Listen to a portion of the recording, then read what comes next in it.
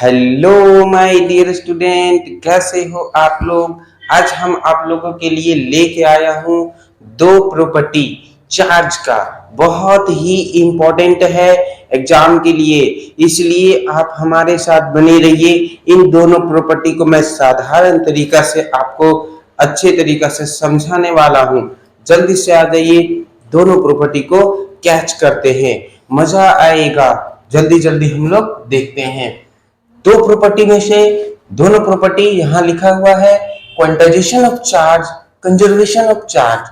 Charge को quantized करना है और चार्ज को कंजर्व करना है। ये दोनों प्रॉपर्टी चार्ज का बहुत अच्छा है। क्वांटाइजेशन ऑफ चार्ज मतलब क्या है? नाम में ही सब छुपा हुआ है भैया, नाम में ही सब छुपा हुआ है। क्वांटाइज्ड मतलब क्या होता है? चार्ज किस फॉर्म में टूट के रह सकता है। जैसे कैसे रह सकता है चार्ज?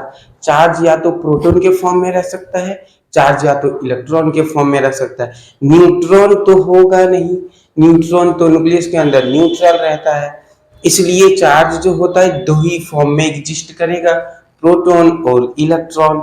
अब भैया यहाँ पे हम बातचीत करने वाले, क्या हम यहाँ पे 1.2 1.2 या 2/3 इतना प्रोटॉन या फिर किसी तरह से फ्रैक्शन में या डेसिमल में हम प्रोटॉन को कभी बातचीत किए, या फ्रैक्शन या डेसिमल में हम कभी प्रोटॉन को लिए? नहीं। कभी भी चार्ज को कंसीडर करना है तो एक चार्ज, दो चार्ज, तीन चार्ज, 15 चार्ज, 1000 चार्ज क्यों ना लो, लेकिन चार्ज कभी डेसिमल फॉर्म में एग्जिस्ट नहीं करता है। तो यही चीज बोला जाता है कि ये एक दो तीन चार्ज है क्या, इसको हम लोग मैथमेटिक्स में इंटीजर कहते हैं। तो भैया चार्ज जो है हमेशा इंटीजर के फॉर्म में रहने वाला है, चार्ज जो है इंटीग्रल मल्टीपल में रहने वाला है। यही चीज हम लोग इसमें देखने वाले हैं। दूसरा है कंजर्वेशन ऑफ चार्ज। चार्ज ये नेचर का ही पार्ट है। क्या हम और आप इसको बना सकते हैं? नहीं। जिस आइसोलेटेड बॉडी में जितना चार्ज रहना चाहिए वो उतना रहेगा।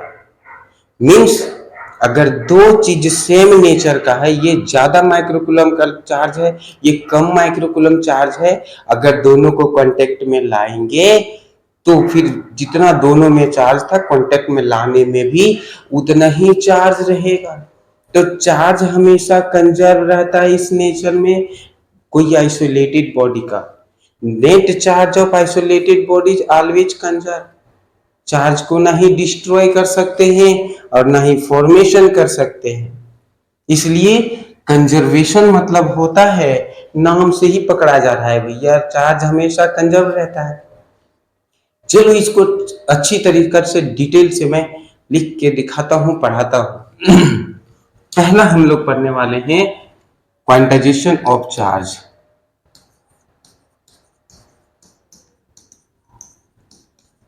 Quantization of charge, quantization of charge. Charge is quantized in nature. हमेशा नेचर में रहेगा ये चार्ज, और इंटीजर मल्टीपल के रहेगा। प्रोटॉन के इंटीजर मल्टीपल में रहेगा, चाहे इलेक्ट्रॉन के इंटीजर मल्टीपल में रहेगा।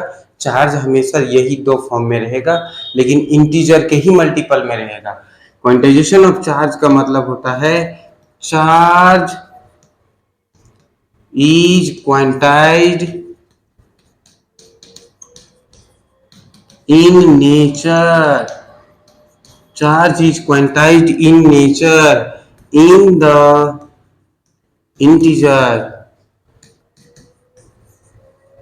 multiple of integer multiple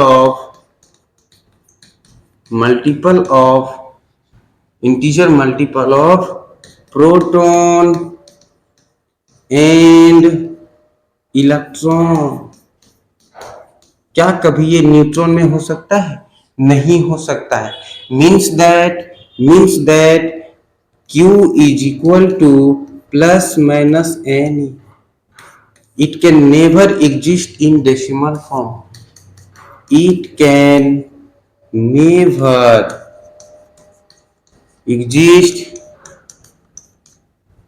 in decimal form, decimal form, ये कभी डेसिमल फॉर्म में नहीं हो सकता है।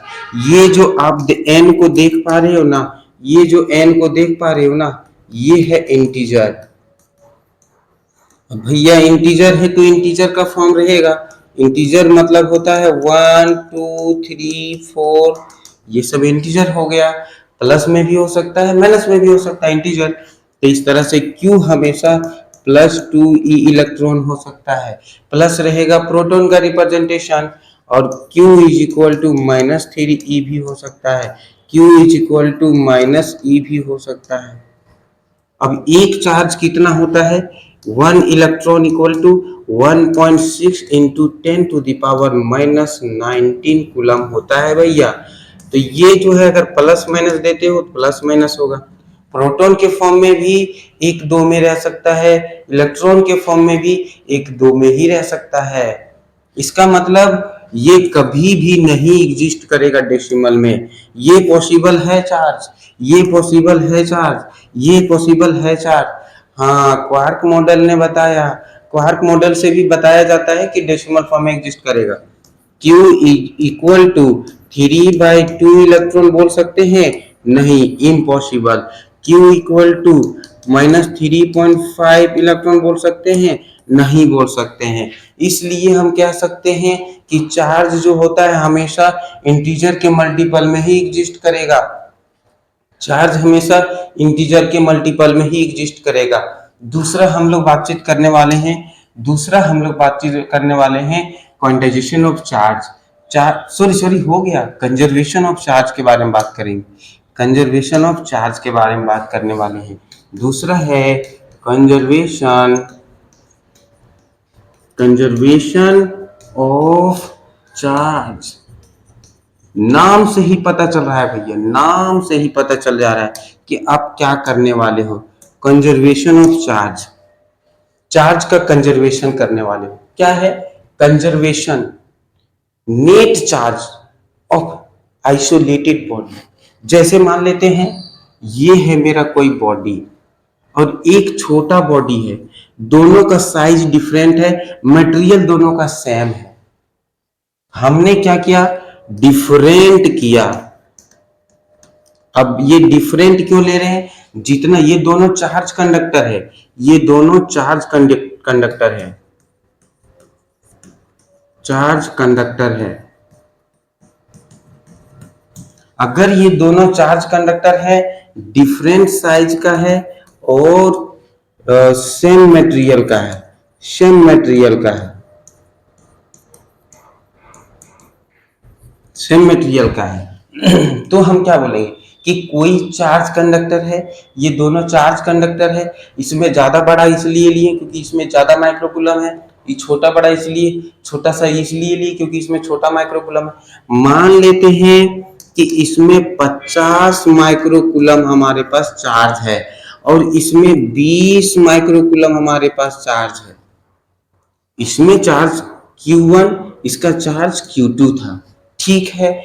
अब ये दोनों को कांटेक्ट में लाते हैं, इन दोनों को हम कांटेक्ट में लाते हैं। तो कांटेक्ट में लाने के बाद, ये दोनों कांटेक्ट में लाने के बाद, ये दोनों में जिसमें कम चार्ज रहता है वो चार्ज का फ्लो होने लगता है, और ये दोनों इक्वल, या फिर कहेंगे जितना अमाउंट उन दोनों का ऐड करके हो रहा था, जितना अमाउंट उन दोनों का ऐड करके हो रहा था, 50 20 70, ये देखो दोनों में, इसका मतलब हुआ ये दोनों आइसोलेट बॉडी, ये भी आइसोलेट।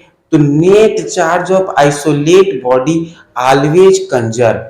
चार्ज को ना ही हम डिस्ट्रॉय कर सकते हैं, ना चार्ज को हम फॉर्मेशन कर सकते हैं। इसको केवल एक फॉर्म से दूसरे फॉर्म में बदला जा सकता है। कंजर्वेशन ऑफ चार्ज तो पहले से ही पढ़ते आ रहे हो ना, कंजर्वेशन ऑफ चार्ज, एनर्जी, मास, यही वही बताया जा रहा है। Net charge of isolated system remains conserve. क्या लिखेंगे, net charge of an isolated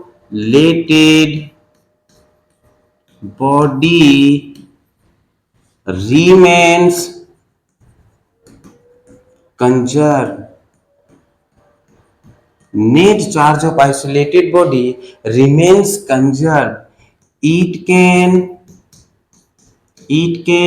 never be formed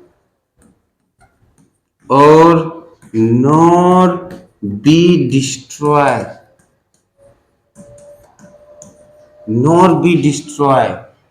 so it can only transfer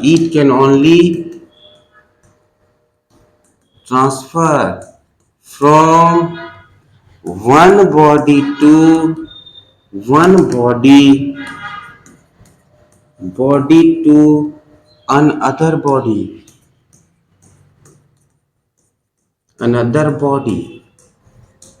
है ना। जैसे हमने इस एग्जाम्पल से दिखा, इस एग्जाम्पल में देखा क्या देखा हमने, इस एग्जाम्पल में हमने देखा कि हम दो कंडक्टर को कंसीडर किए हैं। Consider two conductor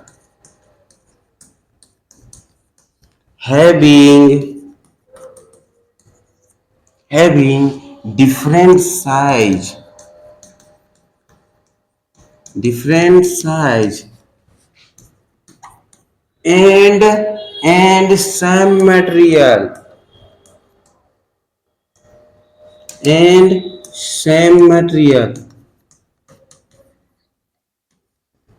same material consider two conductors having different size and same material. After then इसके बाद they will brought together,